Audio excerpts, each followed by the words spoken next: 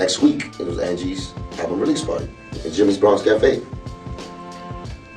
And who's there? Angie, Joe. They were supposed to be. I'm supposed to be there because I'm a friend of Angie's and all of that. So now, you know, we all in there. Situation. The first time we see each other since that meeting. You know. And I'm over there representing for Angie. You know what I'm saying? It was a funny night. It was actually Friday the 13th, going into the 14th. I woke up in there and it's already funny because the security's acting a little funny. They don't want me to bring other niggas with me that I usually. Remember, that was like at home. Jimmy's Cafe was at home. I could bring 30 niggas there. Niggas never say nothing. But it was Angie's night, so it was overcrowded. The place was. So I said, you know what? Fuck it, my niggas there. Yeah, I'm gonna get y'all in. Just let me go in first. So you know, I went in there. Everybody there. Angie there. I go over there, give Angie some love. So it's an album release. The Terror Squad niggas is there. Joe's in the back with the VIP. You know, I didn't go there yet. Angie, she's performing a new song. She asked me to go on stage with her. The Live at Jimmy's. At Jimmy's. Go Pacalana. That one. And I wrote that one too. We get on stage. After that, I get off stage. I'm going like to the back of the stage. Joe is there. So now Joe is there. He got a face. And I see Macho. This is a little ride or die, little, you know, he's gonna get you wet all the time with the glasses. I don't know. The bootleg Joe. But he's there. He's kind of shook. He's like this. I see that. This is a bootleg joke. Yeah, he's like, you know, I didn't catch that. So he's the one that wipes the sweat off him when he's sweating and things. But you know, I see Joe had a face. He wanted me to like that. So he passes to him, and I'm like, yo, what's up, nigga? You know, because business is business, but personal was like, nigga, I know you from the block, like, you know what I'm saying? Yeah. We could be courteous to each other to a point, you know? And if it's beef, it says beef and it's beef too. Not for nothing, you put through. Yeah, so I smack him in the ass while he's on stage. Like, For real? but not in a disrespectful. I said, do your thing, my understand. nigga. You know, like some baseball shit, you go on the back. Cool. I said, do your thing, nigga. And I said, he did his show. Now I go to where the Terror Squad is at. In the VIP. I'm walking.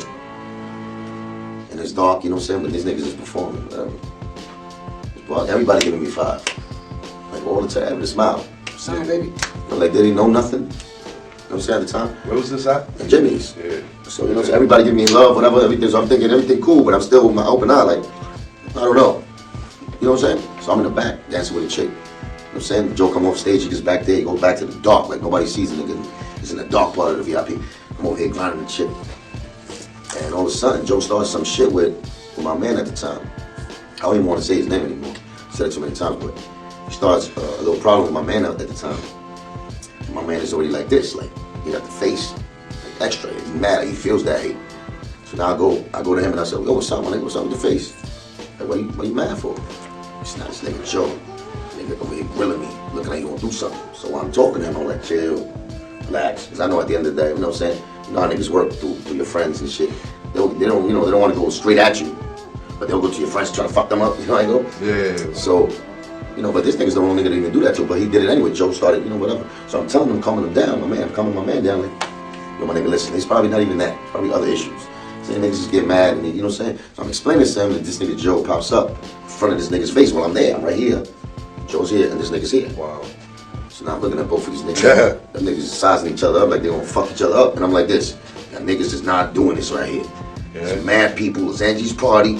It's, you know, come on, nigga. Stop the shit. For real, stop. Niggas looking at each other like this. I said, yo, y'all niggas better chill. Stop playing. Nigga Joe swings. Stuff this nigga. It goes flying that way. I'm over here in slow motion looking at this shit like this nigga just did that. And then when I'm turning back, he's throwing another punch at me. So he hits me in my face. Wow. So now I go back. I lean back like this.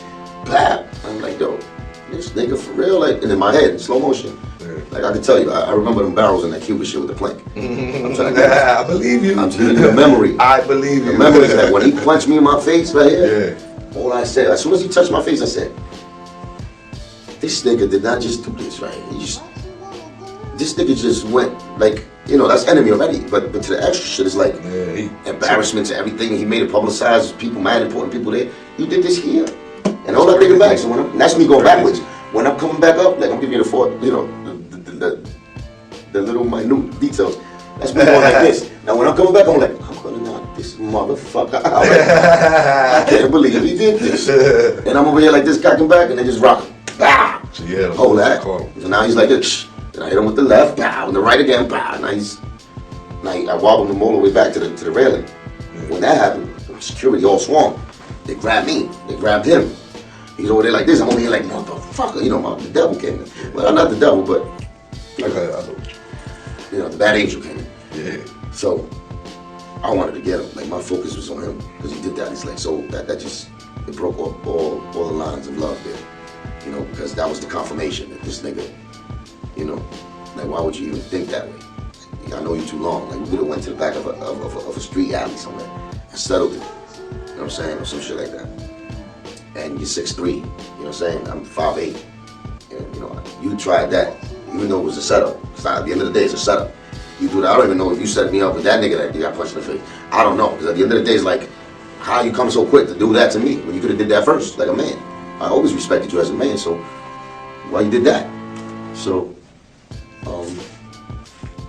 you know, it was like, they held me down. They was telling me to chill. But they was telling me to chill, this nigga, I'm looking at this nigga. Some nigga behind me, I heard them in my ear, but I'm not paying attention. I heard it. And I'm over here looking at this thing, motherfucker. And all I felt was this. But I didn't, you know, you don't feel that. You got adrenaline. And my focus is that way. 2 slices, I just noticed that, right? It's 3 slices. Oh, shit. Yeah, I thought it was one. Niggas went drawing back there. I didn't feel none of that. Niggas was like this. I didn't feel nothing. I thought that was one, I swear, yo. I never noticed it was so many. Three. I never noticed that. And I was like this nigga, like I'm too hyped up. I want to get him. I can't believe he's punching my face. I don't feel this shit. Man. And there's guards down there. Like the Jimmy security is holding me. So it's like, you know, how the fuck can a nigga do that with, you know, security of the house that I've been in for 3 years straight with love, don't know nothing, you know what I'm saying? So it's like, once that happened, they grabbed me and they was pushing me outside. They pushed me, I'm like, get the fuck off. I'm beefing with security, they're like forcing me out to the back. So they pushed me out the back and I'm like, I look at myself, I looked at my shirt. I looked at my shirt and my Terror Squad emblem and I had blood on it. And I was like, what the fuck is this? Then I saw Armageddon. Armageddon was the first nigga I saw. He had like a pale look in his face. He said, yo, what happened? I said, what happened? I said, I got cuts in my face. He said, yeah. But he was scared, like he didn't know what happened. Yeah, I can imagine. Like, my first instinct was like, I'm gonna break this nigga's jaw because I had to take it out on somebody. But just his face, like something stopped me from really rocking his world because it was like, I seen the sincerity in his face. He didn't know what happened. Joe? No, Armageddon. Oh, okay. He was coming in the club. All right. So I seen it in his face. Like, yeah, that's the only reason I didn't, you know, my impulse didn't leave me to do that to him. Yeah. And then Remy saw me. She came in, she pulled me out of the car. She said, what the fuck happened? Yo, why you bleeding? She, you know. That was crazy. This She was way back before I took me to the hospital. I forgot, I said a little prayer. I ain't gonna lie. I dropped to my knees in front of Jimmy's and I asked God to forgive me for what I'm doing. And then after that, that's when Remy came and she saw what happened to me and she seen me bleeding. She took me to the hospital. Remy took me to the hospital. Big shout out to Remy, I love you, baby. You already know. Well, that's the story, to clear all the rumors.